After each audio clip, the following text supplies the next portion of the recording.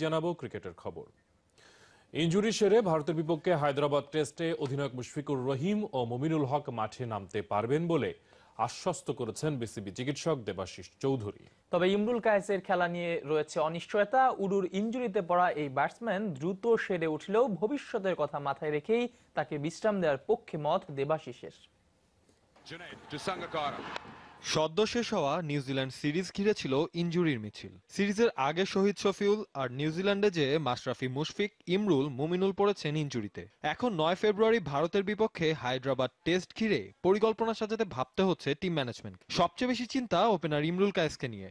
উরুর ইনজুরির কারণে 3 সপ্তাহ তার বিশ্রামে থাকা উচিত এমন পরামর্শ বিসিবির চিকিৎসকের। এইসব ইনজুরি যদি পুরোপুরি হিলিং এর আগে প্রিম্যাচিওর রিটার্ন টু প্লে হয়ে যায়, যে সময়ের আগে যদি কেউ ফিরে আসে, তাহলে আবার রি ইনজুরির সম্ভাবনা থেকে যায়।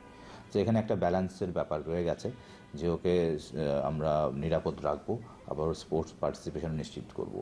সো এই জন্য আমার মনে হচ্ছে যে 31 তারিখে আমরা ওকে একবার ফিটনেস টেস্টিংয়ের মধ্যে নিয়ে যাব। কায়েসের হায়দ্রাবাদ টেস্টে খেলা নিয়ে তাই আছে অনিশ্চয়তা। তবে অধিনায়ক মুশফিকুর রহিম ও মুমিনুল হকের খেলা নিয়ে কোনো সংশয় নেই দেবাশিসের। যেহেতু ফ্র্যাকচার নেই, সেহেতু আমরা খুব একটা চিন্তিত নই ওর ইনজুরি নিয়ে। এখন এটা ওর ব্যথা কমা সাপেক্ষে ও খেলায় ফিরে আসতে পারবে। তো আমরা ওর কিছু মোবিলাইজেশন এক্সারসাইজ এবং কিছু হালকা ফিজিওথেরাপি করব পরশু থেকে, এবং আশা করছি 31 তারিখের পর থেকে ও স্পোর্টিং অ্যাক্টিভিটিতে অংশগ্রহণ করতে পারবে। ওয়ানডে অধিনায়ক মাশরাফি পুরোপুরি ফিট হয়ে যাবেন মার্চ ফেব্রুয়ারি নাগাদ। আর তাই শ্রীলঙ্কার মাটিতে তার খেলা নিয়ে অনিশ্চয়তা কেটে গেছে। নাবিল খান, যমুনা স্পোর্টস, ঢাকা। কাল ঢাকায় শুরু হচ্ছে 17 দেশের অংশগ্রহণে আন্তর্জাতিক সলিডারিটি আর্চারি প্রতিযোগিতা। হোম ভেন্যু মাওলানা ভাসানী হকি স্টেডিয়ামে দীর্ঘ সময়ের জন্য অনুশীলন করতে না পারার আক্ষেপ স্বাগতিক আর্চারদের। তারপরও স্বর্ণ জয়ের প্রত্যাশা পূরণে সামর্থ্যের সবটুকু দেওয়ার আশ্বাস জানিয়েছেন শ্যামলী বিউটিরা। তবে ভিসা জটিলতায় অনিশ্চয়তার মধ্যে পড়েছে পাকিস্তানের অংশগ্রহণ। টুর্নামেন্ট ভেন্যু মাওলানা ভাসানী হকি স্টেডিয়ামে চলছে শেষ মুহূর্তের প্রস্তুতি। তবে এই প্রস্তুতি নিয়েই আক্ষেপ স্বর্ণপদক প্রত্যাশী শ্যামলী রোমানদের। স্বাগতিক হয়েও যে হোম ভেন্যুতে পর্যাপ্ত অনুশীলন করা হয়নি আর্চারদের। এই গেমটার সাথে বাইরের সাথে সম্পূর্ণ একরকম হয়ে গেছে, যে আমরা বাইরের দেশে যখন গেম করতে যাই তখন আগের দিন যে পৌঁছায় এখানেও সেম হয়ে গেছে, যে আমরা আগের দিন এসে পৌঁছাইছি। কিছুটা সীমাবদ্ধ থাকে, তো আমি সবগুলা দেশকে যেভাবে দেখছি বাংলাদেশকে ওইভাবে এই মুহূর্তে আমার দেখতে হচ্ছে, যেহেতু আমি অর্গানাইজিং কমিটির সেক্রেটারি জেনারেল। যদিও 17 জাতির এই টুর্নামেন্টে ফেভারিট তকমাও পাচ্ছে নিশিদার শিষ্যরা। 9টি পদকের মধ্যে 6টিতেই স্বর্ণজয়ে পাখির চোখ স্বাগতিক দলের। যেরকম প্র্যাকটিস হচ্ছে এবং ওয়েদারও ভালো, রেজাল্ট আশা করি খুবই ভালো হবে। আমাদের টার্গেট আছে গোল্ড, সেটা আমরা সম্ভব পেতে পারি। শেষ মুহূর্তে প্রস্তুতিতে ব্যস্ত ভুটান, মরক্কো ও সুদানের আর্চাররাও। আয়োজনে সন্তুষ্ট এই আর্চাররা চান সেরাটা উজাড় করে দিতে। এমন আয়োজনে নিজের সেরাটা দেওয়ার চেষ্টা থাকবে, যদিও কঠিন সব প্রতিপক্ষের বিপক্ষে কঠিন পরীক্ষা দিতে হবে। যেহেতু এটি র্যাঙ্কিং টুর্নামেন্ট, তাই পদক নয়, আমার লক্ষ্য নিজের র্যাঙ্কিং এর উন্নতি করা। তবে ভিসা জটিলতায় টুর্নামেন্টে অংশগ্রহণ এখনো অনিশ্চিত পাকিস্তানের। মুস্তাফিজ তারেক, যমুনা স্পোর্টস, ঢাকা। সবুজ, খুব ইন্টারেস্টিং ব্যাপার, 7 বছর পর আবারও দুই বোন গ্র্যান্ড স্ল্যাম ফাইনালে মুখোমুখি।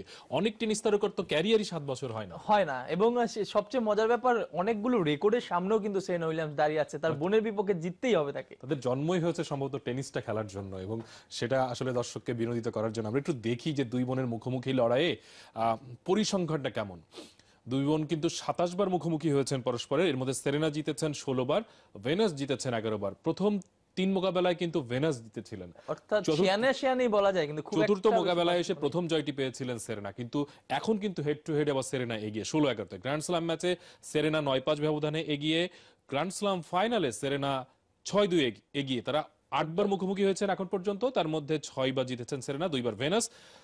সব ধরনের ফাইনালে তারা মুখোমুখি হচ্ছেন 11 বার, তার মধ্যে সেরেনা 8টিতে জিতেছেন, ভেনাস জিতেছেন 3টিতে। তার মানে হচ্ছে সেরেনার আসলে ফাইনালে অনেক বেশি ফেভারিট থাকে সেরেনা। আমরা পরের কার্ডটিতে যাই, যেখানে আমরা দেখব যে গ্র্যান্ড স্লাম ফাইনালে তাদের স্কোরটা কেমন ছিল। যে নবম ফাইনালে মুখোমুখি হবে তার আগে 8টি ফাইনালের রেজাল্ট আমরা জানাচ্ছি দর্শকদের। প্রথমবার মুখোমুখি হয়েছিল 2001 সালে, ভেনাস জিতেছিলেন 6-2 6-4 গেমে ইউএস ওপেনের। প্রথম শিরোপাটা ভেনাস জিতেছিলেন। তারপরে ফ্রেঞ্চ ওপেনে 2002 সালে সেরেনা 7-5 6-3 ব্যবধানে বড় বোনকে হারিয়ে কিন্তু শিরোপা জেতেন। তারপর উইম্বলডনে 2002 সালে ওই একই বছর সেরেনা জেতেন 7-6 6-3-এ। ইউএস ওপেন 2002 সালে সেরেনা জেতেন 6-4 6-3, মানে একই বছর বড় বোনকে হারিয়ে ছোট বোন 3টি শিরোপা জেতেন। আমরা পরের কার্ডটিতে যাই।